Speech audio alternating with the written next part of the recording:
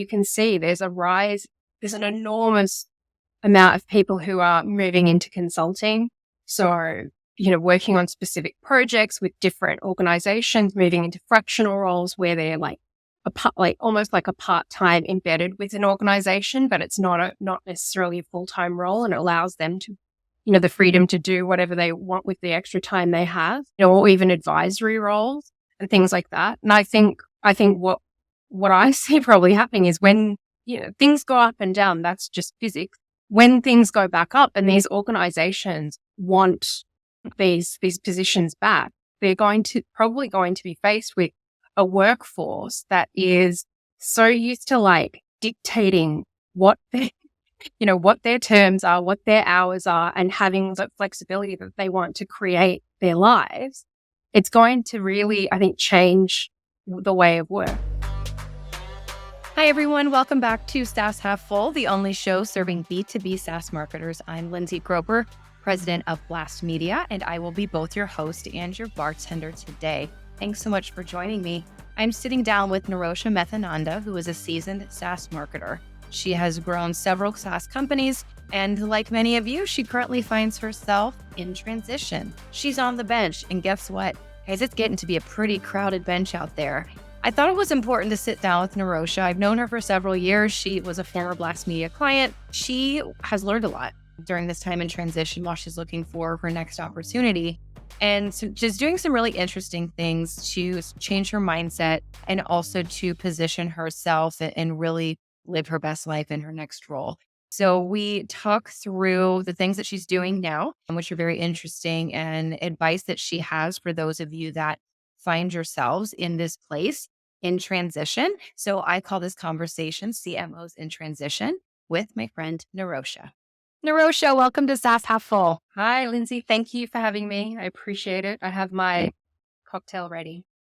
Thank you for participating. There are many times that I host this podcast and I'm drinking alone. And it's at all hours of the day. But there's been one time in 3 years of recording this podcast that I did not have a drink. And it was when I was homesick with COVID and I just couldn't muster up the energy to do it. I showed up for the podcast, which I thought was pretty good. But outside of that, I always do. I am drinking a Truly Lime, which is one of my favorite flavors of Truly. What did we send you? What cocktail kit did you choose? I chose the El Pepino. Well, I am pumped that you're joining me today. We have known each other for quite some time. We had the honor of working with you as our client contact at your last role. You and I have had a chance to meet in person. It was at B2BMX, not last year, maybe the year before. And we've kept in contact. And luckily for us, we formed a great relationship between our agency, Blast Media, and you. Yep. And you are currently a SaaS CMO in transition or currently on the bench, whatever you want to call it. And so we wanted to have you on today to just really talk about that. Awesome. There are so many CMOs in transition right now. The bench is probably getting very crowded. I'm hearing it's tough to get off the bench and get on the right team. So this conversation has a ton of relevance. And we're going to dive into a couple different things today. One is what even opportunities are there for CMOs in transition? Because there are a lot of different, more part-time contractor, all types of things, roles. Want to get your opinion on those who are in transition, what y'all even should be doing to help position yourself for the next great opportunity. Yeah. And then just the psychology of it all, Nirosha. You guys are just worn the fuck down right now, and I understand it. I get it. I do. I get it. Yeah. So excited to do that. But before we get into this conversation, can you just give us a quick background of how you got into the world of SaaS marketing, where that journey started, and where you think it's headed? Yeah. So I started my SaaS marketing career at a company called Hitwise. So they were a competitive intelligence company, and I've sort of gone through legal, retail, and then landed at Hitwise as the marketing coordinator there. And that's where I got my start. I did everything, and this is what I've sort of done with my career as well. I like to dip across marketing and dip in and dip out and learn a lot of different things. So sort of continued that. I dipped into like a journalist and journalism background with a company that had a publication that wrote about e-commerce. I went from there to PwC to head up across their newly formed digital services. And this, Hitwise was a SaaS platform, but then in between I've moved. And then from PwC, I came to the US and I started with Bombora. So for those who don't know Bombora, it's a intent data solution, essentially. And I started with them as their employee number 20, and I was there for about 5.5 years, built up the brand, the team, did a lot of different things in between, and then landed at Info2 as their VP of marketing. So person-based advertising platform, so it's in SaaS as well. And again, similar to where Bombora was at in their journey, weren't very well known in the market. It was a niche category for SaaS. So really building up the brand, building up the understanding of the product, and really elevating them in the SaaS ecosystem. So that's sort of been my journey into SaaS. I've always really enjoyed technology. I think using it for marketing that's something that I get joy from, being able to use it myself and also see others succeed with it. And I really enjoy it. I think it's super interesting the way that the rate at which it moves at, and and the things that can be done with these different solutions. So, what tougher audience do you have than marketers? Absolutely. And you are currently on the bench. You I are am. looking for your next opportunity, and you have been able to find a couple different communities of high-level marketers that are also in transition. What have you learned since you have been in this period? Yeah, it's been an interesting journey for me because this is really the first time in my career that I have had this experience where, it wasn't a choice in terms of leaving an organization.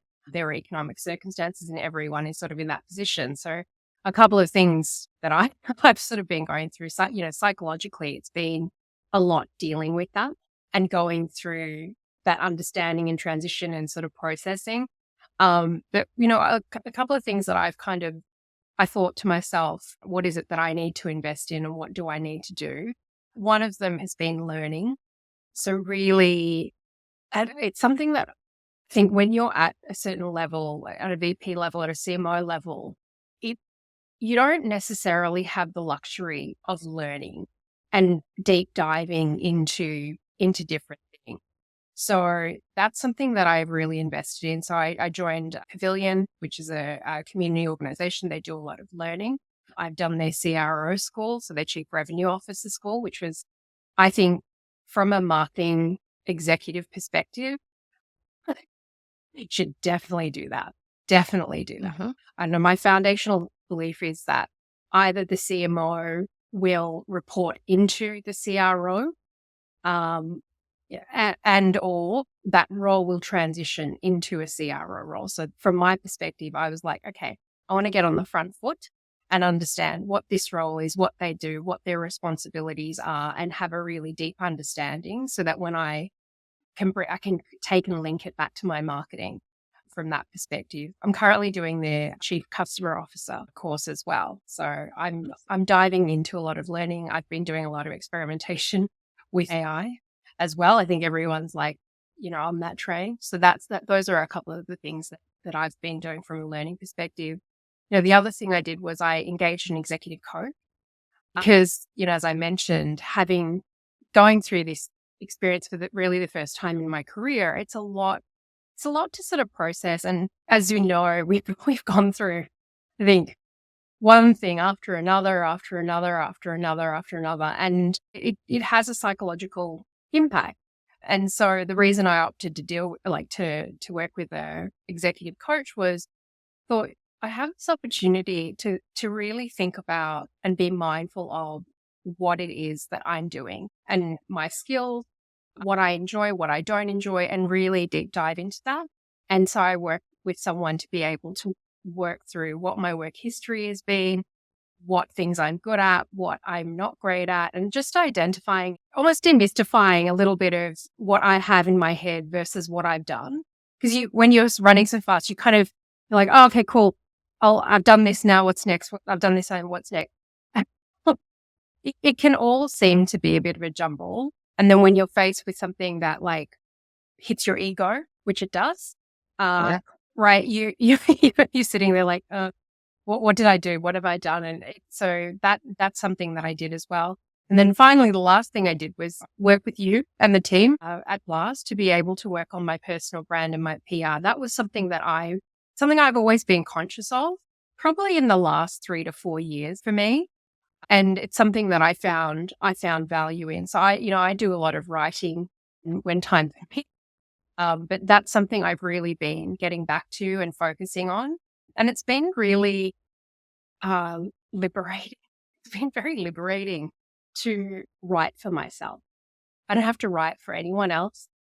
Not even ghostwriting, but I mean even my voice and what I think and what I represent, and what the way I approach things. Not that sometimes you have when you're attached to a brand, you have to write under their lens. So this has been under my lens, and it's something that has given me a lot of meaning and fulfillment as well. So those are a couple of things that, that I've been doing to be able to I guess, help forward or move myself through this sort of period of time, working on various things and opportunities to be able to, get back into the swing of things, I guess, from that perspective. There were three things there, and I want to underscore all three of them again. One is learn to learn again. And that one resonates with me. You get to a certain level where if you're not doing, you feel like you're not doing enough. Yeah. And so, I have found myself blocking out time on my calendar that just says read or think, because you get caught up in the day to day, and you're putting out the biggest fire. And so that one, I completely can resonate with that. The second one is, you said you invested in an executive coach to help with head trash and just to help process, and maybe it sounds like validate what you're feeling and what you're experiencing. And then 3, investing in personal brand. And there's things to unpack in each of these. I do want to go back on the executive coaching point. You said that when your ego gets checked, can you tell us a time when your ego took a hit? If you're comfortable sharing maybe what that experience was and how you rebounded from it? The most recent thing that comes to mind is my departure from Influ2, in all honesty.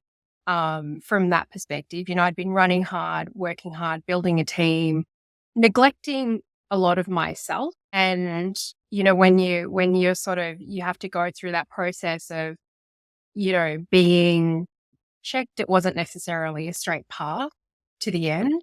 It's really challenging. And it's not only challenging because you're going through it personally, you have to also deal with you're the leader and you have to be there for your team. Bouncing back to me was like, okay, having a debrief and being able to go work through things, and then having to kind of be there for my team and help them work through what it is that they needed to work through.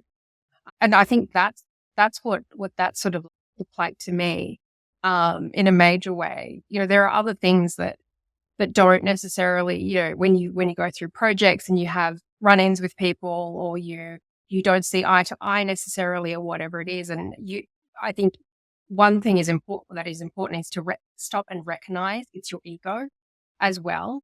I think that's the key thing to being able to be that, of like, hey, actually, I feel something and this is how I'm feeling, and I'm feeling it because of that. And I'm not like, are you feeling it because of some rational thing, or is it because it's something in here that you're creating for yourself? Oh, I'm not worth this, or they think this about me, or whatever it is. So yeah, that's probably the best way that I can put it. And I've sort of used that technique over a number of different things, but that's probably the most relevant example at the moment.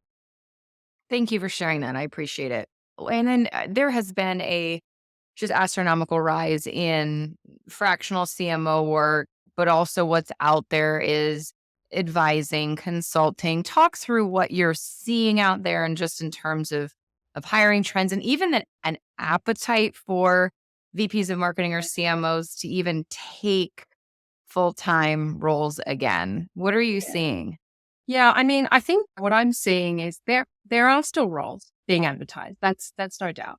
there's a great pool of people who are in market right now. Like, I think companies would love to hire a manager to do a CMO role.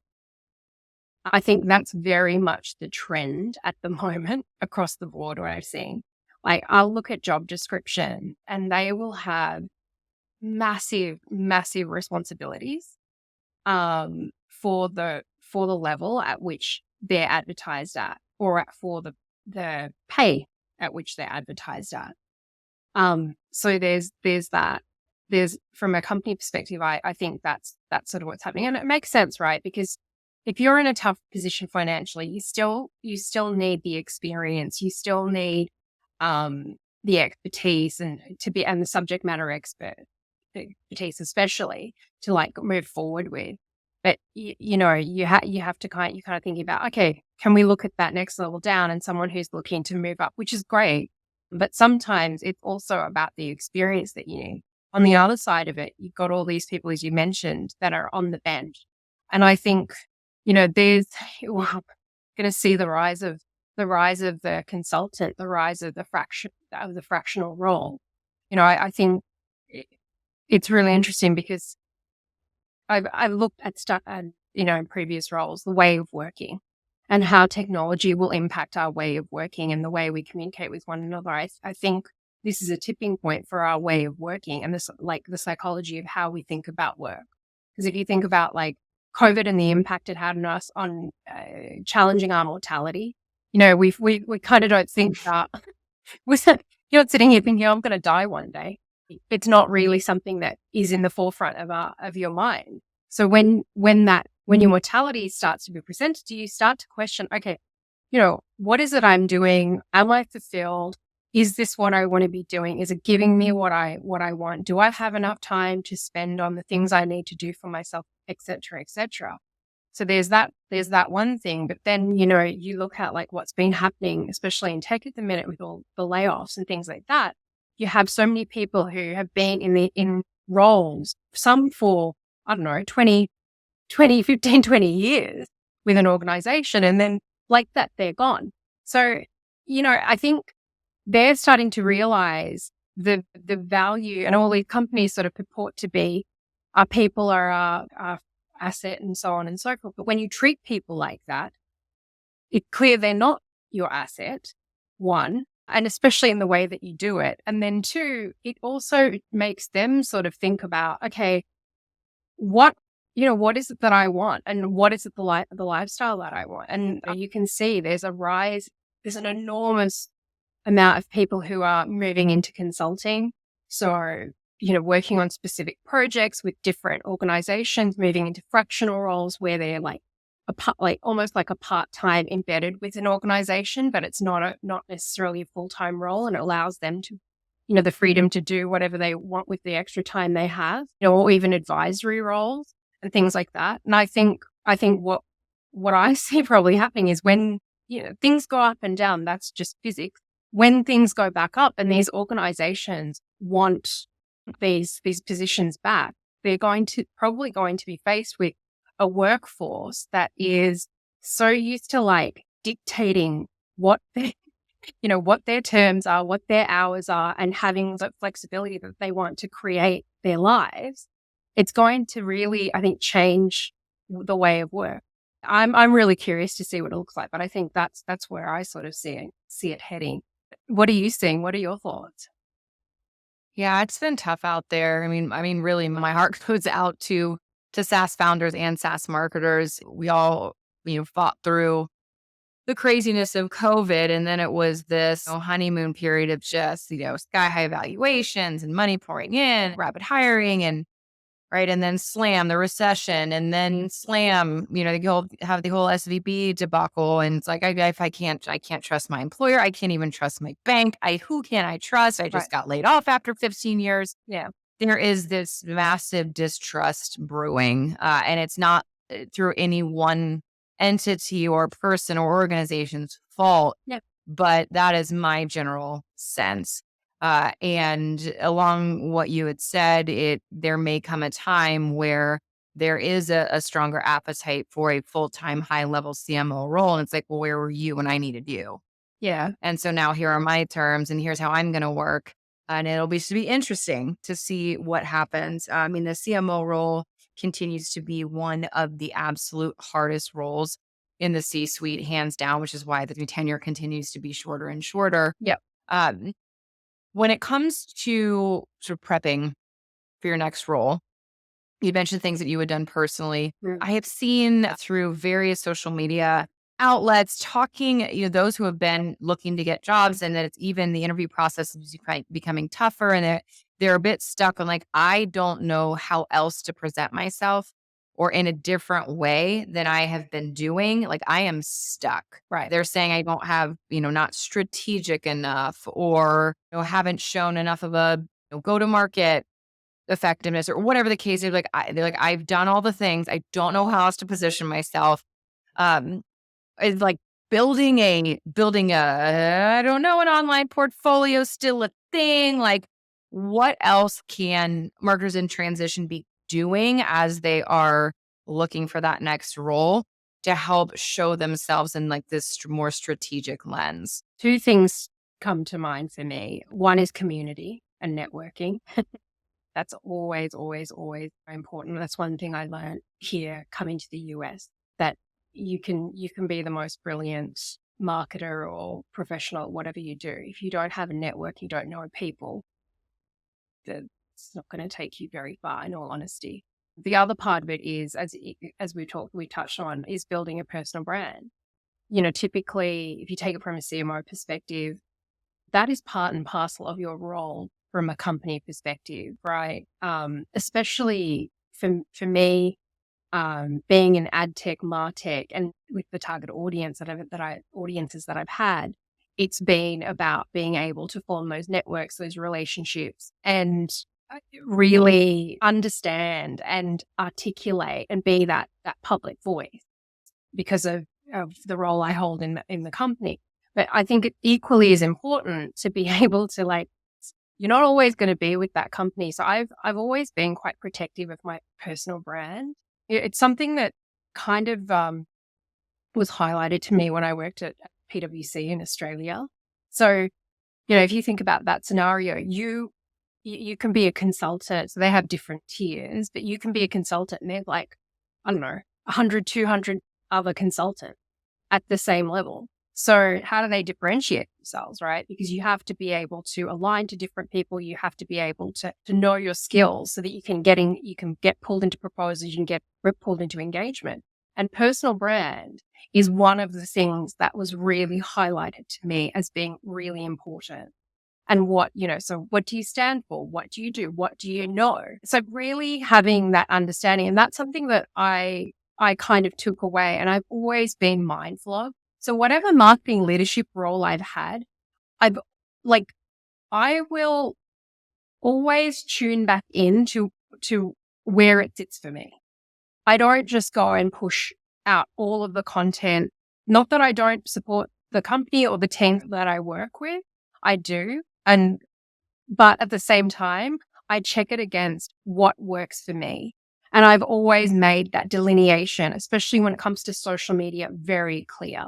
The other part of that is as well, like, having that subject matter expertise is a big part of your brand, so having something to say, having a point of view, having an understanding of whether it's trends or whether it's, I don't know, artificial intelligence at the moment, which is all over the place. For me, the things that resound for me are leadership and team building. I really enjoy talking about that. I enjoy looking at it. It's something that fulfills me in my role. I have been leaning, especially more in my personal branding and my personal, subject matter expertise, more into that. And I think being comfortable and not forcing that is something that is really important. A lot of, CMOs spend, or, SVPs of marketing spend their entire career, as you mentioned, promoting their thought leaders within their organization, brand, tone, voice, all the things, elevating the other spokespeople. And you are not the norm in that most people aren't in your role, aren't promoting themselves as thought leaders. And that's, when you came to us and said, hey, even though we're not working with Influ 2, would you help me more on the personal project side of the house? And, of course, we wanted to continue our relationship with you. But one of the reasons that excited us is because you do have a point of view and you have things to say. And so I want to highlight that, because it's one thing to want to do it, but you really first, before you would invest in, whether it's your time and you're doing it yourself or with an organization like us, is you really have to have an understanding of what is your narrative. Yeah.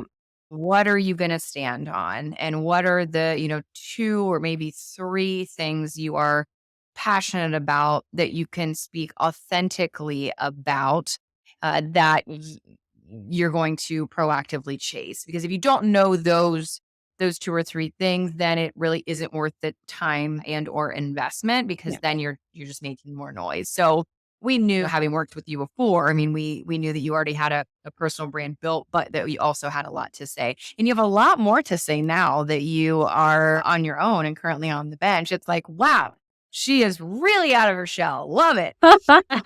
Wanted to just make that, asterisk. Thank you for that. Is there anything else that we haven't talked about that you wanted to make sure and tackle in this conversation? No, I think one thing I will say with personal brand that I have kind of, you don't have to be at this level to start. And I see a lot of up and coming marketers really having a voice, leaning in, sharing and advocating for themselves. And I love seeing that. And I think a lot more people would benefit from being able to do that. It does take work, and it does take stopping and making that investment in yourself. But I think being able to do that is really important. It's funny, when I had reached out to a mutual contact of ours, to Chris Valley from Studio Science. And hey, Chris. He gave me some great advice. He was like, you need to, he said to me, you need to be more visible. You need to, I need to, that's what I would be looking for. And it's true. That's what companies are going to be looking for. We're moving into that world. And it also helps from a retention perspective, because sometimes coming from the outside in, unfortunately, is the best way to be able to build your internal personal brand as well, and your value within an organization. So I'd sort of think about that, and make sure that whatever level you're at, you're making that time to do that from that perspective. That's the only thing I'd add. That's great advice. Thank you. Well, this has been awesome, Nirosha. As I close every episode, I ask all of my guests if they have a favorite or signature toast to send us out. Signature toast. Oh, life is short. Life is short. Do what you love. I will drink to that. Life is short. Cheers. Thanks again to Nirosha for joining me for a drink. I always love speaking with her. I hope you all learned a few things. If you aren't currently in transition, I know you have friends who are. So my suggestion to you would be to reach out to them with some of the ideas and the knowledge that Nirosha shared to help them along their journey. Really appreciate you tuning in. And until next time, bottoms up.